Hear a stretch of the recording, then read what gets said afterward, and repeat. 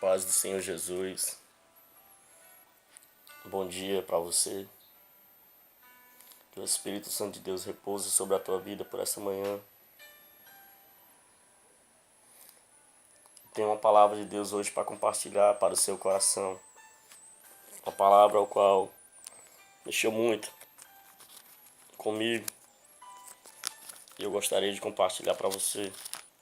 Vai ficar em Atos dos Apóstolos, capítulo 9. Uma breve saudação para a tua vida, para a tua meditação. Vem junto comigo. Vai ficar no versículo 9 e o versículo 16. E Saulo, respirando ainda ameaça e morte contra os discípulos do Senhor, dirigiu-se ao sumo sacerdote, pediu-lhe carta para Damasco, para as sinagogas, a fim de que se encontrasse alguns daquela seita, quer homens, quer mulheres, os conduzisse presos a Jerusalém. Versículo 16. E eu lhe mostrarei quando deve padecer pelo meu nome. Irmãos, Atos dos Apóstolos, capítulo 9, é uma passagem muito conhecida. Você já deve ter escutado várias ministrações nessa passagem. Quem foi Saulo? Saulo foi um homem o qual perseguia o povo de Deus. Uma das suas primeiras aparições na Sagrada Escritura foi no martírio de Estevão, o qual Estevão foi apedrejado, chegou à morte. Quando ele foi apedrejado ali, as vestes de Estevão caíram nos pés de Saulo. Em seguidamente, Saulo ali, em Atos dos Apóstolos, capítulo 9, a palavra de Deus vai dizer que ele, respirando ameaças contra todos aqueles o qual levavam o nome do Senhor, chegou ao sumo sacerdote e pediu carta de liberação para adentrar a cidade de Damasco. Ali começava uma grande perseguição ao povo de Deus, aonde ele via homens, mulheres, crianças, encarcerava, ali chicoteava e descontava toda a sua ira, toda essa fúria que ele tinha dentro dele. Pois a palavra de Deus vai dizer que ele respirava ameaças contra o povo de Deus. Mas ele fez uma preparação para o coração dele, uma preparação de ir para Damasco, adentrar lá e pegar todos aqueles o qual levavam o nome de Jesus. Mas ele não sabia o que estaria projetado para a vida dele no caminho da cidade chamada Damasco. A Bíblia vai dizer que um clarão desce dos altos céus, uma voz brada, estronda: Saulo, Saulo, por que me persegues? E ele chega a dizer: quem é esse? E ele disse: é Jesus, aquele quem tu persegues. E ele, tremendo, atônito, ele disse: Senhor. E ele fala: levanta-te, entra na cidade. E ele ali é levado por aqueles dois soldados que acompanhavam ele. Ali vai para a meditação dele. Por que ele caiu do cavalo? Por que ele ficou cego? Por que ele ouviu aquela voz? Ali ele fica ali deitado naquela casa ali, naquela cama ali, tentando se entender. Mas a Bíblia vai dizer que ele passa 3 dias e 3 noites sem comer. A Bíblia vai dizer que aquele que respirava ameaça, ele já estava orando. Que você venha entender essa noite que a sua batalha não é carnal. A sua batalha não é sangue contra sangue, mas a sua batalha é no mundo espiritual. Eu não sei quem está afrontando a tua vida. Eu não sei quem que está te trazendo dor de cabeça, sofrimento, tristeza e angústia para o teu coração. Mas a palavra de Deus, ela vai dizer que provém que todo homem esteja pronto para ouvir, mas ele seja tardio no falar, tardio no irar-se, porque a ira do homem não opera a justiça de Deus. Saulo ali, aquele pouco tempo ali que ele estava deitado naquela cama, meditando, que voz foi aquela? A palavra de Deus ela vai dizer, lá em Zacarias 4:6, nem por força, nem por violência, mas pelo meu Espírito. Irmão, quando o Espírito vem sobre a vida, de qualquer que seja, a transformação vai chegar. Eu não sei se um filho teu, ou teu marido, ou tua esposa, ou alguém da tua família, está dando dor de cabeça, está perecendo pela falta do conhecimento. Porque a palavra de Deus ela vai dizer lá em Oséias 4:6, o meu povo foi destruído porque lhe faltou conhecimento.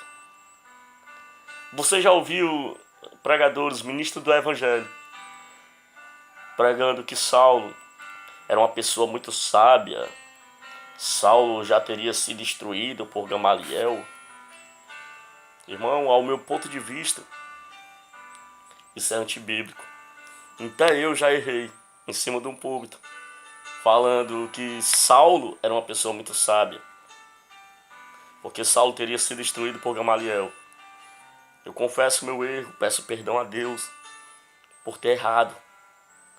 Porque Jó fala lá em Jó 28, no versículo 28, disse-lhe ao homem, eis que o temor do Senhor é a sabedoria, e apartar-se do mal é a inteligência. Como é que Saulo era inteligente se ele não tinha o temor do Senhor? Como é que Saulo era inteligente se ele não se apartava do mal? Meu Deus, às vezes nós, povo de Deus, perecemos e somos destruídos porque nos falta o conhecimento, irmãos. Mas que por essa manhã nós venhamos entender que você mesmo, com pouco conhecimento, você não deve temer de perder para o ímpio, de perder para a impiedade. Porque às vezes nós olhamos para uma pessoa que está distanciada do Evangelho, fora do Evangelho, e dizemos que aquela pessoa é tão sábia, aquela pessoa tem tanta sabedoria. O princípio da sabedoria, irmão, é repousar e descansar debaixo da potente mão de Deus. Quando o Espírito visita Ananias, e Ananias vai ali, recebe a revelação de Deus para visitar Saulo, o Senhor fala, Saulo, Ananias, levanta-te, vira a rua direita, procura a casa de um discípulo chamado Judas. Aí ele vai até essa casa de Judas. Quando chega lá, o Senhor passa o decreto que ele iria visitar Saulo. Ananias pensou em fechar as portas do céu para Saulo. Ele desacreditou e ele esqueceu que o Senhor Jesus, quando se apresenta para a vida do homem, ele se apresenta dizendo, e conhecereis a verdade vos libertará, em João 8,32. Em João 8,36, se pois o Filho do Homem vos libertar verdadeiramente, vós sereis livres. Ele diz, Senhor, aquele que tem toda a autoridade sobre a face da terra. Aquele, Senhor, ele pode trancafiar mulheres. Aquele, Senhor, ele tem autoridade para trancafiar o teu povo e aprisionar. Irmãos, às vezes nós se encontramos igual a Ananias. Nós olhamos para um drogado, o Espírito Santo de Deus nos incomoda para chegar e pregar para ele, e nós dizemos, Senhor, pregar para aquele drogado, Senhor, não. Senhor, pregar para aquele alcoólatra, não. Senhor, pregar para aquele, Senhor, que zomba de mim, Senhor, é um escarnecedor do teu evangelho, não. E o Senhor dizendo, esse é um vaso escolhido. Eu escolhi ele para levar o meu evangelho. Eu escolhi ele para levar a minha palavra sobre os reis dessa terra, sobre as lideranças dessa terra. E nós se esquecemos da onde que Deus nos tirou. Nós se esquecemos da onde e como Deus começou a boa obra na nossa vida. Com o passar do tempo, nós se encontraremos igual Ananias. Mas como o Senhor falou para Ananias, o Senhor fala para mim e para você. Vai, porque este é para mim um vaso escolhido para levar o meu nome diante dos gentios, diante dos reis e diante dos filhos de Israel. Saulo, ele era um perseguidor, mas Saulo se tornou um dos maiores missionários da palavra do Senhor. Assim Deus quer fazer comigo e com você. Deus não nos chamou apenas para ficarmos assentados dentro de uma igreja, apenas para ficar naquela vida cotidiana de ir e voltar. Não. Mas ele disse: vai-te, ide, pregai o evangelho para toda criatura. Ele nos deu uma ordenança, irmão. Nós somos porta-voz do Senhor sobre a face dessa terra. Se Saulo não tivesse se levantado para contar quão grandes coisas Deus fez na vida dele, você acha que Deus teria trocado o nome dele para Paulo? Se Deus não tivesse te escolhido, se Deus não tivesse te nomeado, tu acha que hoje você seria irmão? Você acha que hoje você seria obreiro? Você acha que hoje você seria missionário, diácono, presbítero ou pastor? Não. Zela pelo teu chamado. Honra a tua vocação.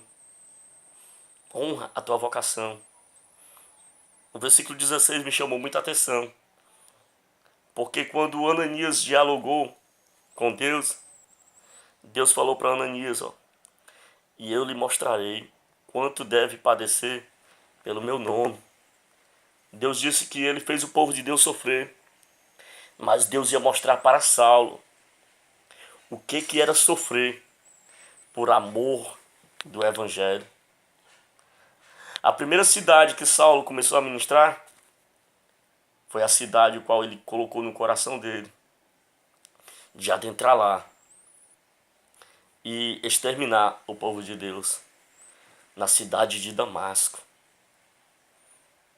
O que eu estou querendo dizer? Muitas e muitas vezes, aquele que nos afronta está dentro da nossa casa, mas maior é o que está em nós do que aquele que se encontra lá fora. A verdadeira transformação, Deus quer fazer, primeiramente, dentro do nosso lar. Tem um ditado que fala lá no mundo: se não pode vencê-lo, junte-se a ele. Mas tem um ditado que fala aqui em Cristo: aonde a luz habita, as trevas têm que bater em retirada. Você é o sal e a luz desse mundo. Você pode estar passando por perseguição dentro da sua casa, dentro da sua família, perdendo o espaço, perdendo ali e sendo ali imprensado. Mas esse imprenso não é para a tua derrota, mas é para que o nome de Deus venha a ser exaltado e glorificado por intermédio da sua vida.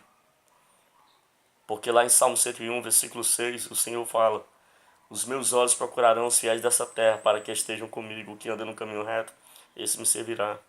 Você pode ser um fiel dessa terra.